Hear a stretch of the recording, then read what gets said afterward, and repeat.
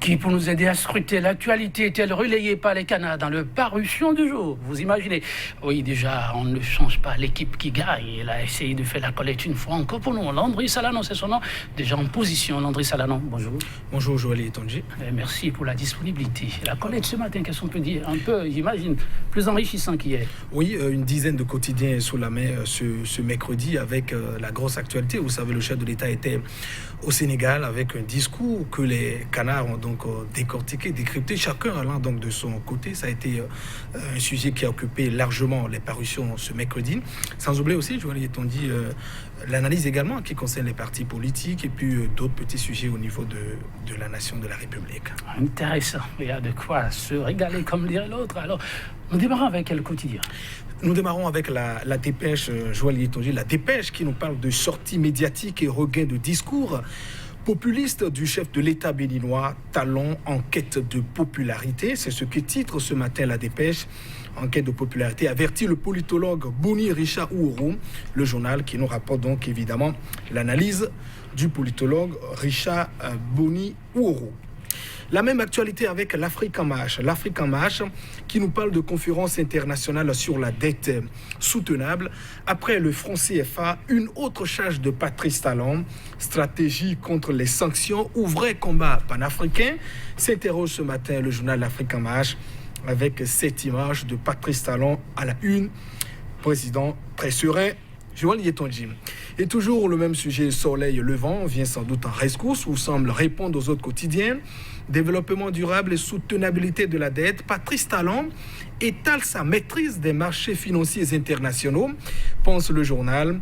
Invite l'UEMOA à changer de paradigme en matière de critères de convergence. Dans les colonnes du journal, à lire aussi ce que le chef de l'État attend désormais des institutions de Bretton Woods.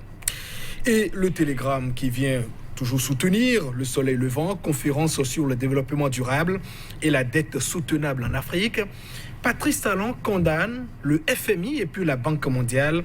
La pertinence des propos du chef de l'État est saluée, pense ce matin le journal Télégramme.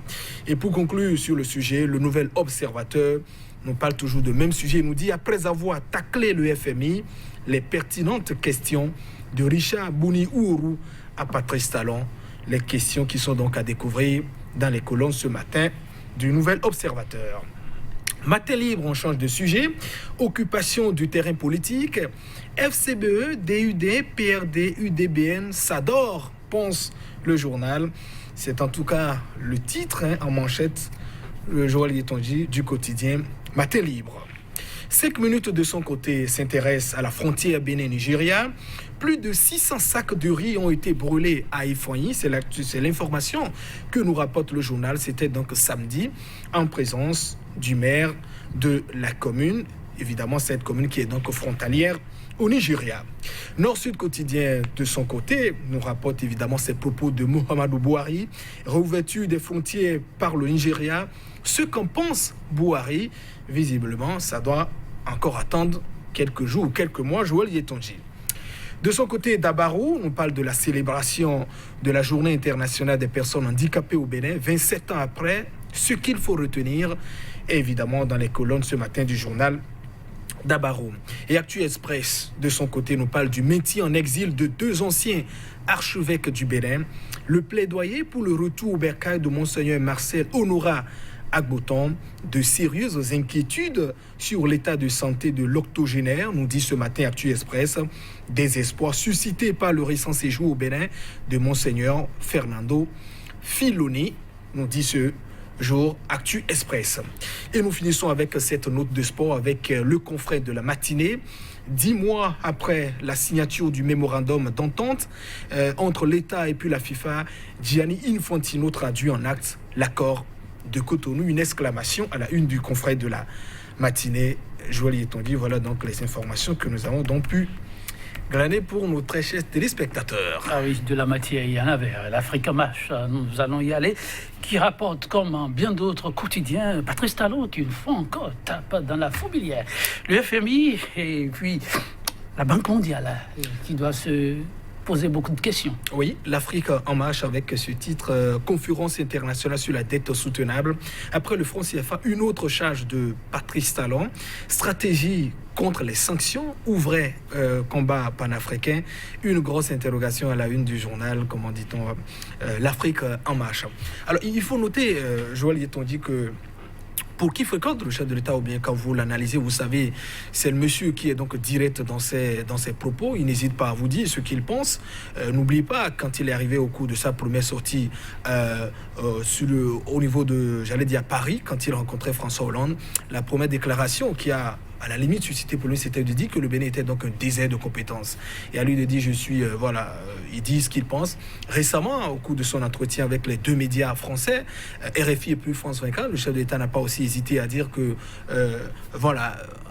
sur la question du franc CFA, on veut, la volonté en tout cas des pays africains, c'est de pouvoir sortir évidemment de cette zone et parler également de l'éco. Alors qu'habituellement, c'était peut-être au président de l'UEMOA, Alassane Ouattara, qui devait donner également la primeur de l'information. Et sans oublier également à Dakar, Patrice Talon aussi, qui n'a pas hésité à tacler le FMI en disant que, voilà, sur les questions des risques dans la plupart de nos pays africains, alors que dans les pays occidentaux, il y a un œil visiblement beaucoup plus regardant chez nous. Le niveau est donc élevé, empêchant évidemment ces pays de pouvoir contracter davantage de dettes.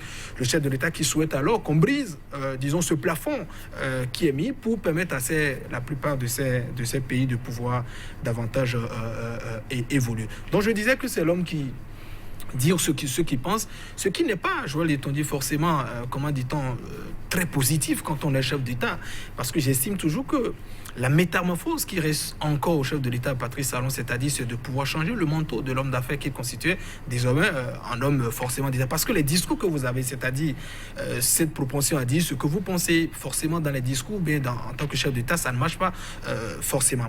Mais il y a une stratégie qu'utilise actuellement Patrice Talon, il faudrait pouvoir la regarder. Alors, vous savez, nous sommes en tenaille entre les sanctions avec le Nigérien, la fermeture des frontières. Sur d'autres fronts également, au niveau politique, c'est des difficultés que nous vivons à l'interne. Comment sortir de cette situation? Et voyons aujourd'hui de plus en plus, en tout cas l'image qu'essaie donc de projeter le chef de l'État à l'international, c'est de dire qu'il est le monsieur, le clasheur, comme je m'habitue à le qualifier. C'est-à-dire celui-là qui met le pied dans les plats, qui dit tout haut ce que beaucoup de personnes pensent. Et c'est une stratégie, à mon avis, qui anticipe un peu. Parce qu'évidemment, Patrice Talon, bon mal là, tente de préparer un peu psychologiquement, c'est-à-dire l'opinion nationale ou bien internationale, a dit, sait-on jamais, peut-être s'il y avait, disons, des représailles contre le Bénin plus tard ou non, c'est sans doute à cause de ce que je suis en train de dire, ou bien ma sincérité à pouvoir dire des sujets que beaucoup de personnes n'ont pas le courage de dire très haut.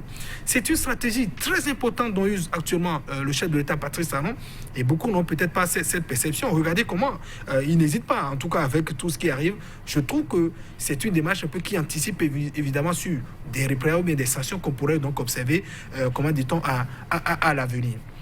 Et quand on vient, par exemple, à certaines questions que je crois c'est avec le journal Le Nouvel Observateur qu'on le découvrira, avec les récriminations, j'allais dire, du politologue Richard Ouourou au chef de l'État, les différentes questions qu'il a donc pu poser. Alors quand il estime, par exemple, que oui, en Afrique ou bien dans les pays africains, on ne nous permet pas d'emprunter, de prêter suffisamment de l'argent, le politologue lui pose certaines questions. Il dit, mais comment est-ce que vous ne voulez pas qu'on qualifie votre pays d'un pays à risque pendant que vous expulsez l'ambassadeur de l'Union européenne? Comment voulez-vous qu'on ne vous qualifie pas de pays à risque quand dans la République, vous avez un Parlement qui est installé dans ces conditions, quand il n'y a pas d'opposants au Parlement? Comment ne voulez-vous pas qu'on qualifie le Bénin d'un pays à risque pendant qu'au niveau de la révision de la Constitution, article 145 nouveau, vous nous dites que c'est le chef de l'État qui ratifie les conventions de prêt et informe le Parlement 90 jours après? Je trouve quand même que ces questions du politologue sont évidemment pertinentes, Joël Yetonji. Parce que dans les relations internationales, ce n'est pas des questions d'émotion, c'est du donnant-donnant. Oui, le Bénin va plaider au niveau du FMI, vous clasher, nous voulons peut-être qu'on brise ce plafond. Mais dans le même temps, Joël Yetonji, quand vous expulsez l'ambassadeur de l'Union européenne en République du Bénin, ce n'est peut-être pas rien que vous dites. Landry Pendant Salanon, que vous alliez assez de choses, le gouvernement a nuancé. On n'oublie pas, le ministre des Affaires étrangères, même si le premier message c'était l'expulsion, désormais c'est le retrait d'accréditation. Oui, c'est ça ce qui est assez vous savez, bon, ne prenons pas, comme on le dit, comme des briques de 15, et que où est la différence finalement dans ces deux pots. Ça a les mêmes effets. Vous retirez l'agrément à quelqu'un, c'est que la personne n'est plus habilitée à rester chez vous, donc vous l'expulsez, il n'y a pas de chose. Je m'en voudrais de ne pas passer à autre chose. De toute façon, on me dit qu'on va finir. Mais ce qui est sûr, sur la question, je le trouve très bien, la stratégie du chef d'État, mais dans le même temps, quand vous donnez également des coups, il faut vous attendre également à d'autres choses. Recevoir. En tout cas, Patrice Talon l'a dit, il veut entrer dans l'histoire. Ça peut ne pas être pas les jalons posés au Bénin, mais à l'international, ça fait bouger les lignes. D'accord ou pas d'accord de la pertinence. En tout cas, ça fera débat. Le prochain plateau de 100% Bénin, on y consacrera UDBN, PRD, puis ça ne bouge pas du tout, ça dort. Matin libre. 30 secondes. Ça dort beaucoup, nous dit le quotidien Matin libre au niveau des CBE, DUD, vous voyez PRD également, UDBN. Vous voyez, nous observons quand même au niveau de l'échiquier politique national une certaine torpeur au niveau de l'actualité. Ça ne bouge pas. Je crois que Matin libre a sans doute aussi raison de lui. Merci à vous, Landry Salanon. Mais là, parce que vous l'avez compris, oui, le temps de faire défaut, ne vous en faites pas. Nos confrères reviendront sur ces sujets. Nous vous promettons et revenez plus amplement un plateau dédié à cette sortie du chef de l'État, ce que d'aucuns qualifient de boude. C'est promis, ça se fera. À très bientôt.